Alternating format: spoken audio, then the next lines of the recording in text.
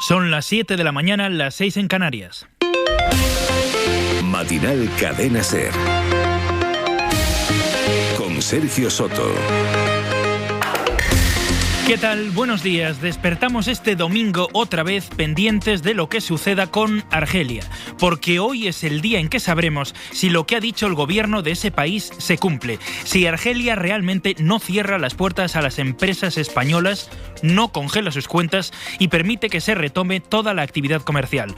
Hoy es día laborable allí, es digamos su lunes, así que el país magrebí va a mostrar si las operaciones con España vuelven a la normalidad, como cree el gobierno español, que va a pasar después de la presión de la Unión Europea. Anoche, Argel volvió a emitir un comunicado en el que rechaza que haya cancelado el comercio con España, a pesar de que, como les hemos contado, los bancos ya estaban parando operaciones. Pero en ese mismo texto reafirma la tirantez que dice es con España, no con Europa, y carga contra la Comisión Europea por su apoyo explícito al gobierno de Sánchez, por comportarse, asegura, de manera altiva. Informa Sonia Moreno. Argelia se reafirma en la suspensión del Tratado de Amistad con España en un comunicado del Ministerio de Exteriores de 2 páginas emitido a última hora del sábado.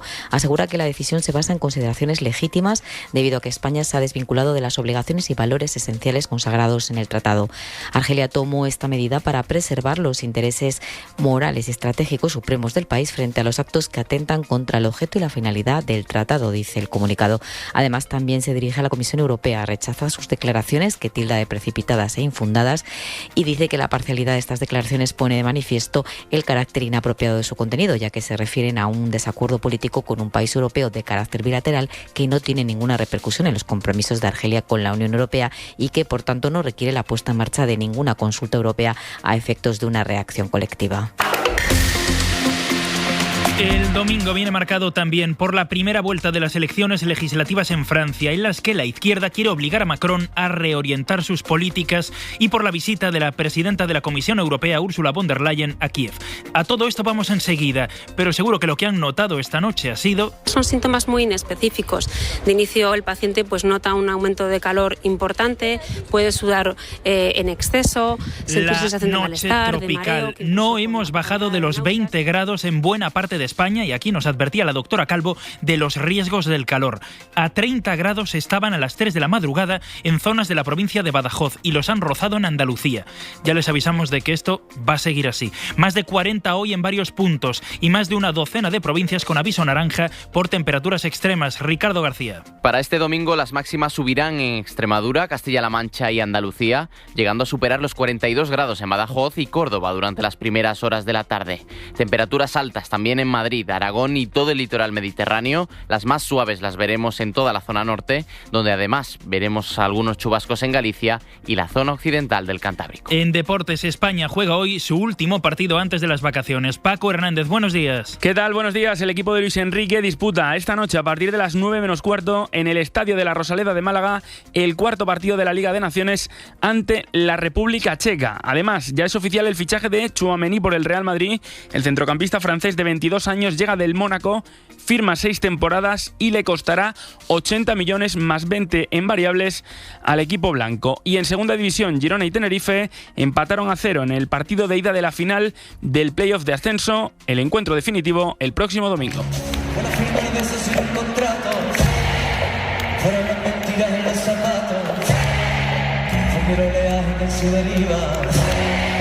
Y este ha sido un fin de semana muy musical. Anoche terminaban los últimos conciertos del Primavera Sound, por donde han pasado 400 artistas. Pero uno de los grandes eventos ha sido este. Manu Carrasco se ha convertido en el cantante solista que reúne a más gente en un concierto en España. Ha juntado este sábado en Sevilla, en el Estadio de la Cartuja, a 75.000 personas. Solo las grandes bandas han logrado una cifra igual o superior.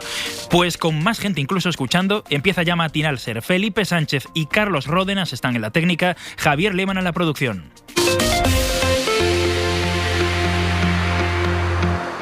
¿Qué harías con 100.000 euros? ¿Reintentar hacer lo que de verdad te gusta? Participa en el sorteo formando verbos con re con los envases de Aquarius. Descúbrelo en somosdeaquarius.es.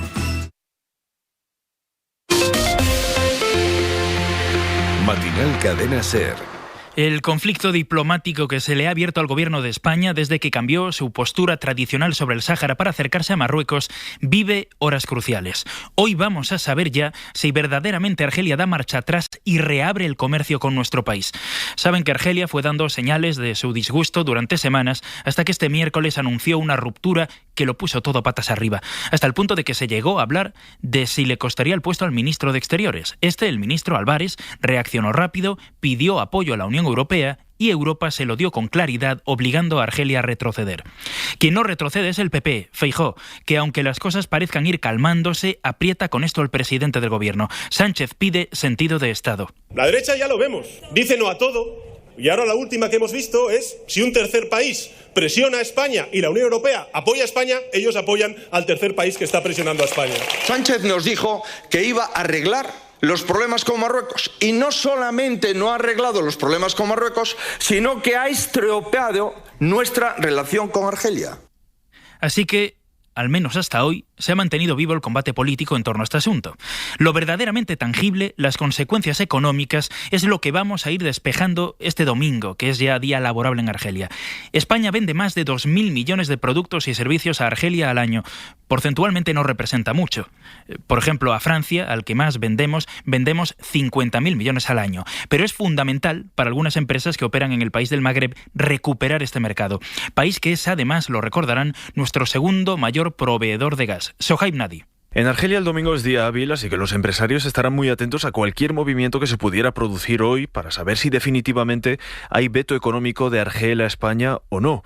La patronal bancaria mandó una misiva el pasado miércoles advirtiendo a las entidades para congelar cualquier transacción que involucrara una actividad comercial entre España y Argelia, pero el gobierno del país magrebí señaló que no se iba a producir ninguna congelación. Desmintió, de hecho, cualquier rumor. Aún así, los empresarios en España, los que tienen negocios con ese país, están en vilo, como por ejemplo Albert, que comercia con Argelia, nos cuenta que tenía previsto enviar una decena de contenedores allí en los próximos 3 meses. Ahora tiene uno parado en Barcelona. Bueno, a mí se me ha paralizado directamente un contenedor, digamos un contenedor de 40 pies con 60.000 euros de material, pero no la tengo parada en Argel, la tengo parada aquí en Barcelona. O sea, por suerte, dio la casualidad que no había salido aún.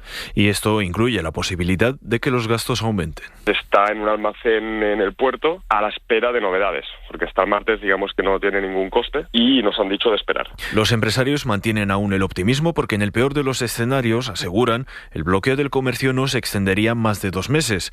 Pero la preocupación es seria. Solo en 2021 las transacciones de España con Argelia supusieron 2.000 millones de euros en ventas para la economía española. Ya decimos que el gobierno español cree que, a pesar de su enfado y de los gestos de disgusto que se esfuerza en mostrar, Argelia va a desatascar hoy todo.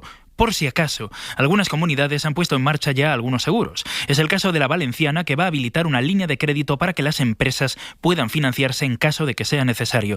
Radio Valencia, Adrián Sánchez. El Instituto Valenciano de Finanzas, un órgano que depende de la Generalitat, va a abrir una línea de crédito para ayudar a las empresas valencianas que se estén viendo afectadas por la crisis con Argelia y que así no tengan que asumir en solitario sus efectos. El presidente Ximo Puig anuncia también que en los próximos días se va a reunir con representantes empresariales y confía en que el precio del gas no suba de momento. Garantizar que no se pierda ese posicionamiento en Argelia, y para ello vamos a tomar una serie de iniciativas como una línea específica del Instituto Valenciano de Finanzas para garantizar las posibilidades de nuestros exportadores. En la Comunitat Valenciana hay unas 1.400 empresas que exportan a Argelia bienes por valor de 400 millones de euros cada año. Además, la crisis ha provocado una gran preocupación en el sector azulejero de Castellón, que depende del gas para poder producir. Y este saludo... Nice to meet you, Ursula. You're welcome. How are you? Entre Volodymyr Zelensky y Ursula von der Leyen es otro de los sonidos que condicionan la política europea. La presidenta de la Comisión ha visitado Kiev para hablar con el líder ucraniano sobre la incorporación de su país a la Unión. Von der Leyen aplaude el entusiasmo de Ucrania, aunque también se ha referido a reformas necesarias sobre el Estado de Derecho y la lucha contra la corrupción, reformas para allanar el camino en el ingreso al Club de los 27. Esta noche hemos sabido además que, según la prensa alemana, los presidentes de Francia, Alemania e Italia también van a visitar el país en las próximas semanas. La Comisión hará pública su opinión sobre el ingreso de Ucrania en unos días. Candela Jiménez. Ursula von der Leyen habla tanto de reconstrucción física como financiera. La presidenta quiere crear una hoja de ruta sobre cómo orquestar esta reconstrucción con total transparencia. Advierte que el esfuerzo actual debe centrarse en ganar la guerra y que tendrá que hacer más en materia de reformas contra la corrupción o para modernizar la administración. El presidente Zelensky, por su parte, agradece la inversión de 9.000 millones por parte de la Comisión Europea. También insiste en que el pueblo ucraniano hará todo lo necesario para que la integración de Ucrania en el proyecto europeo se complete. Sobre el terreno, la guerra sigue centrada en la región del Donbass. Ucrania ha insistido esta noche en que mantiene bajo control la planta química de Azot en Severodonetsk. Pero la batalla, otra batalla evidente, es la política y la del orden mundial, que se juega en varios sitios a la vez. Estados Unidos y China se han reunido esta semana para hablar acerca de sus intereses en el Pacífico. Esta noche el ministro de Defensa chino ha vuelto a dejar clara su intención de controlar Taiwán, a lo que se opone frontalmente Estados Unidos. Y además ha asegurado el ministro que las relaciones con ese país, con Estados Unidos, pasan por un momento crítico.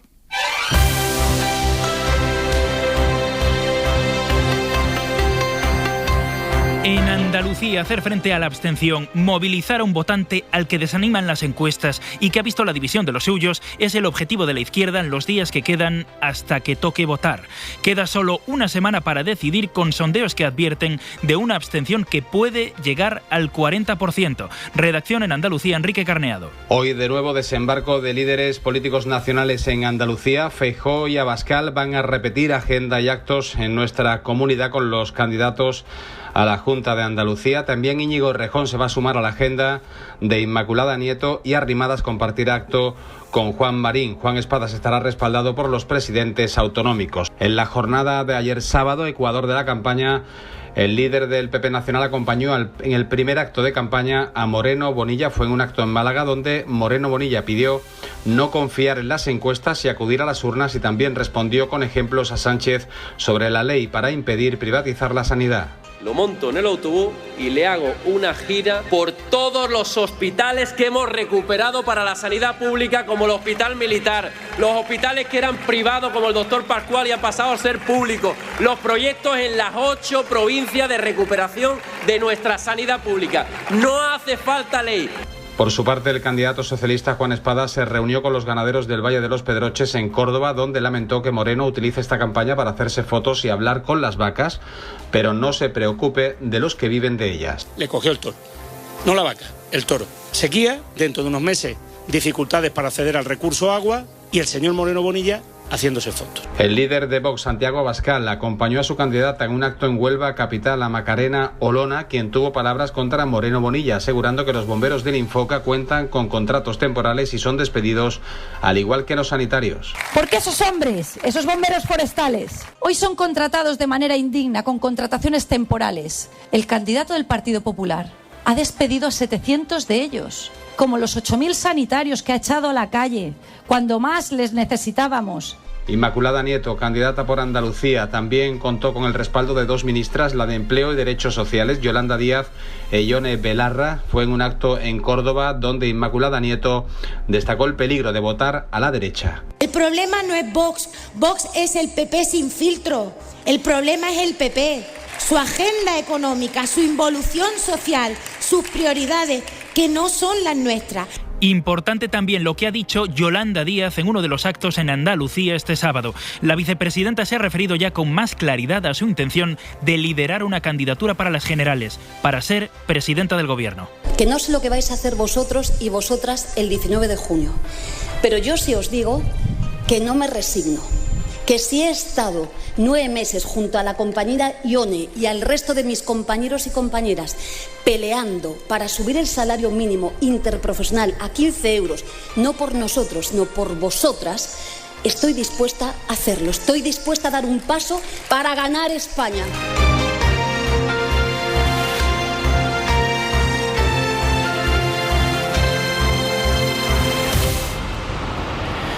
Un par de cosas más sobre nuestro país. Seguimos pendientes del incendio de Sierra Bermeja en Málaga. Está estabilizado y aunque se esperaba tenerlo controlado ya a estas horas, todavía no es así y los servicios de extinción continúan trabajando. Y además, un suceso de esta noche. Un chico de 23 años ha muerto en Madrid al ahogarse en el embalse de Navacerrada. Estaba allí con otros 4 chicos, se metió en el agua sin saber nadar y perdió pie en plena oscuridad. Este domingo, desde las 8 de la tarde, juega España. Juega la selección. Pierde la pelota la selección de Suiza. Viene Marcos, recupera Marcos, el remate. Gol. Desde Málaga, España, República Checa. Cuarto partido de clasificación de la Nations League. Y por supuesto, toda la actualidad deportiva de la jornada. Te lo cuenta el equipo líder de la radio deportiva, Carrusel Deportivo con Dani Garrido. Cadena SER, número 1 en deporte.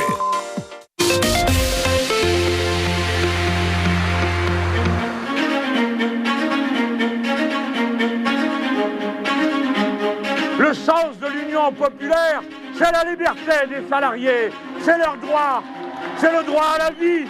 Un projet républicain et européen, un projet d'indépendance. La France, ce n'est pas l'extrême droite. La France, c'est la sécurité sociale. Nous lançons ce soir la grande bataille électorale des législatives. Francia no sale de la tensión electoral. Después de la victoria de Macron en abril frente a la ultraderecha más votada de la historia, hoy se enfrenta a la primera vuelta de sus elecciones legislativas para decidir la composición del Parlamento. Son unos comicios atípicos a los que la izquierda llega por primera vez en una candidatura conjunta a la que Mélenchon ha logrado sumar al Partido Socialista, provocándole todo un terremoto interno. Corresponsal en París, Sara Canals, buenos días. ¿Qué tal, Sergio? Buenos días. Pero después de ese terremoto han llegado las expectativas tan altas que Mélenchon puede quitarle por primera vez en 20 años la mayoría en la Cámara al partido del presidente. Y eso supondría que 2 proyectos que se cuestionan casi desde su base el uno al otro compartieran el poder en Francia. ¿Cómo son esos bloques que aspiran a las legislativas, Sara? Bueno, pues por ahora destacan 2 grandes bloques. Por un lado, el macronista y por el otro, la nueva alianza de izquierdas liderada por Jean-Luc Mélenchon, que ha logrado aglutinar a los suyos con los socialistas, ecologistas y comunistas. Se trata de una coalición inédita con la que el izquierdista aspira a forzar una cohabitación para convertirse en primer ministro, una decisión que, sin embargo, depende íntegramente de Emmanuel Macron. Los últimos sondeos le sitúan codo con codo en cuanto a intención de voto. Macron se llevaría el mayor número de escaños, pero a diferencia de 2017 podría perder la mayoría absoluta. Y este panorama también ha dejado en tercer plano a la ultraderechista Marine Le Pen, que acumula aproximadamente un 19% de los votos. Entre las otras formaciones tenemos también a los republicanos con un 11% y que intentan recuperarse del fracaso en las generales, y la extrema derecha de Éric Zemmour, quien busca representación parlamentaria por primera vez y obtendría un 5% de los votos. Todo ello, Sergio, en unas legislativas en las que la abstención se prevé histórica. Se calcula que más de la mitad de los franceses no vayan hoy a votar.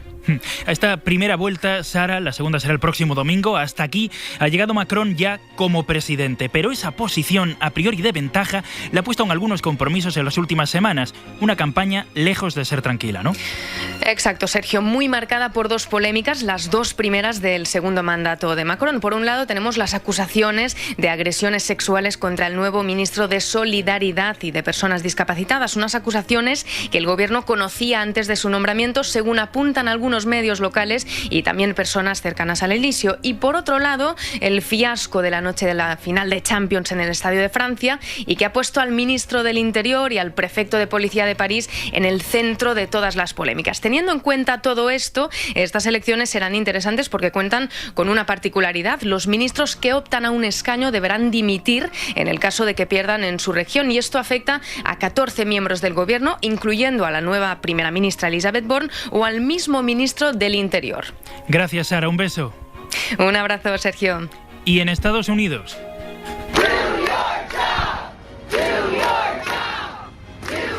Miles de personas han salido a la calle este sábado para pedir, aquí lo decían, al gobierno que haga su trabajo. Exigen endurecer el control de armas después de unas semanas negras con matanzas en colegios, en iglesias o en supermercados, y de que todo tipo de personajes públicos hayan salido a pedirle a los poderes públicos del país que se incrementen los controles. Y otro sonido esta noche en Venezuela.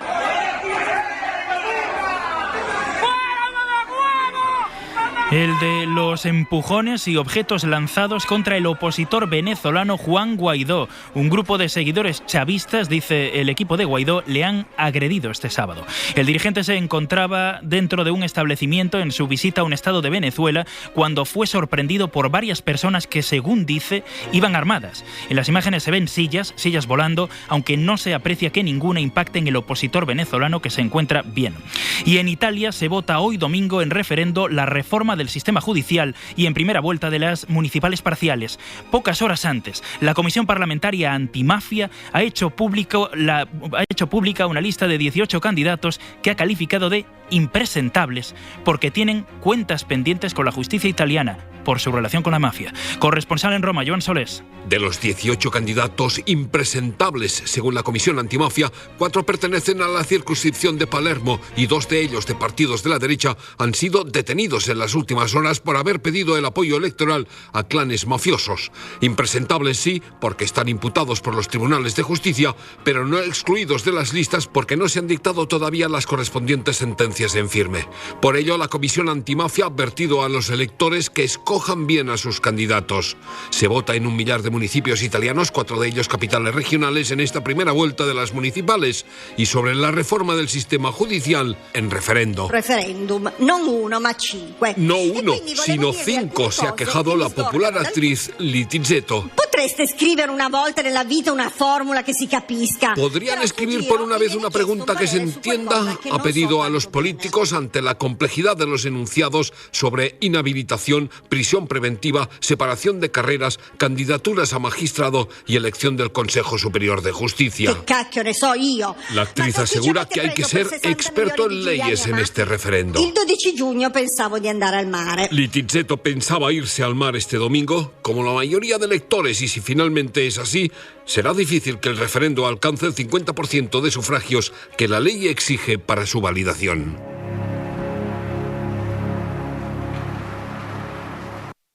Este domingo, desde las 8 de la tarde, juega España, juega la selección. Pierde la pelota la selección de Suiza, viene Marcos, recupera Marcos, el remate, gol. Desde Málaga, España, República Checa. 4º partido de clasificación de la Nations League. Y por supuesto, toda la actualidad deportiva de la jornada. Te lo cuenta el equipo líder de la radio deportiva, Carrusel Deportivo con Dani Garrido. Cadena SER, número 1 en deporte. Sucedió una noche. He apostado $2 por Sucedió una noche como mejor película. El cine clásico en la SER. Sybil Shepherd. Me encantó en la última película. No la he visto. No me gustan las pelis en blanco y negro. Este domingo tenemos sesión a partir de las 5 de la tarde. Yo la oiré por radio. De acuerdo. Y siempre, a cualquier hora y en vuestro dispositivo preferido, en SER Podcast. Soy cinéfila. ¿Cine qué? Cinéfila. Entusiasta del cine. Guay.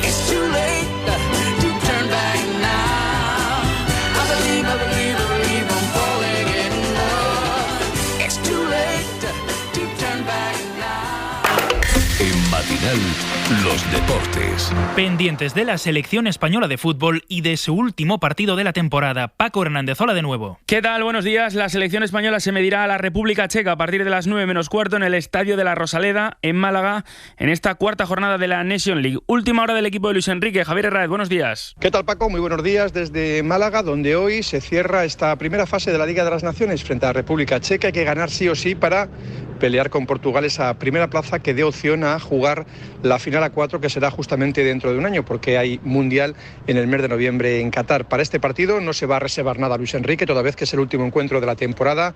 Hombres como Busquets, Morata, Unai Simón, Pau Torres, incluso Carvajal van a jugar de inicio este partido. No hay ningún tocado. Recordemos que ya no está RDT y esperemos que Morata tenga pues el buen partido que hizo, por ejemplo, ante Suiza, que no marcó, pero fue uno de los más destacados, junto con Gavi y Sergio Busquets. Gracias, Javi. Escuchamos a Luis Enrique, el seleccionador, hablando sobre las dudas del juego de la selección. Lo que interesa es generar dudas sobre la selección. Si alguien pretende que ganemos todos los partidos 15-0 y arrasemos, no sabe lo que es el fútbol moderno, No hay nadie que gane fácil, nadie. Si pretendéis que seamos diferentes, lo siento, no somos diferentes. A la misma hora se jugará también el Suiza-Portugal, también del Grupo 1 y también de la cuarta jornada. Además, en el Real Madrid es noticia Tchouaméni, el nuevo fichaje del conjunto blanco, centrocampista francés, que llega del Mónaco por 80 millones de euros más 20 en variables. Firma para las próximas 6 temporadas y será presentado el martes. En el playoff de segunda, de ascenso a primera división, Girona y Tenerife empataron a 0 y la eliminatoria final se decidirá en el partido de vuelta del próximo domingo en el estadio del conjunto canario. Tras el empate, los protagonistas Pol Lozano del Girona y Víctor Mollejo del Tenerife. Nos hemos encontrado que ellos han defendido los 90 minutos, venían a eso, ¿no? A no encajar y bueno, a proponer poco fútbol, y ante eso pues es difícil, ¿no? Abrir la lata, pero... Hay quien prefiere la versión original, pero para millones de personas son la voz de personajes entrañables y ponen a su alcance centenares de series y películas. Saben ser cálidos y oscuros, heroicos, villanos, yonkis y poetas. Es el Día Mundial del Doblaje y con los actores que dan vida a tantos otros ha hablado Julio Guerra. Bueno, pues hola Laura. Hola, buenos días, ¿qué tal? Hola Javi. Hola. Laura, los oyentes de la SER seguramente no se dan cuenta ahora, pero te conocen muchísimo. Me parece que eres un poco exagerado. SER Podcast. Bueno, yo empecé en el mundo de la radio y paralelamente hacía teatro, y el doblaje fue para mí como una especie de sinergia. Lo mismo que Laura, yo llevaba un tiempo haciendo teatro ya y estudié interpretación, y llegó un momento en el que decidí probar esto. Ellos son la nueva generación, los actores y actrices de doblaje que nos acompañarán como nos han acompañado otros tantos. Hola, soy Eduardo Bosch. Nada, me habréis escuchado en John Nieve, de Juego de Tronos. Vuestro mundo se va a hacer más grande. Marshall, de Cómo conocí a vuestra madre. Oye, Barney, el chuletón estaba increíblemente bueno. Hola, soy Victoria Pagés, soy la voz habitual de Vera Farmiga. Es la primera vez que cojo en Cercanías. También de Kate Beckinsale, y he hecho películas de Olivia Colman. Veremos cómo va el primer día, y me preocupaba mucho que no fuera bien. Hola, muy buenas, soy Manolo García. Supongo que este pequeño incidente no le hará tomar miedo a volar. ¿Quién es usted?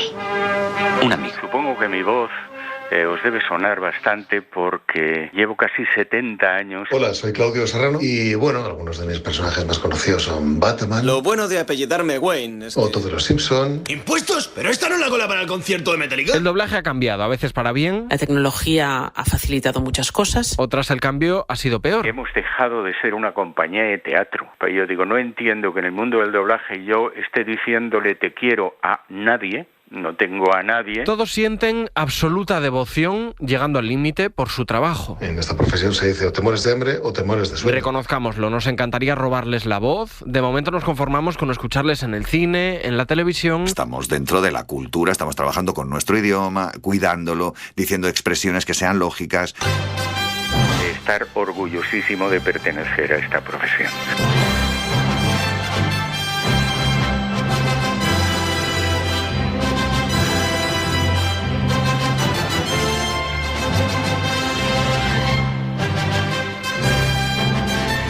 Pues con la voz de todo un superhéroe nos vamos. Se quedan ahora con la hora extra con Dani de la Fuente. La información vuelve como siempre en media hora en A Vivir con Javier del Pino. Que tengan un feliz domingo.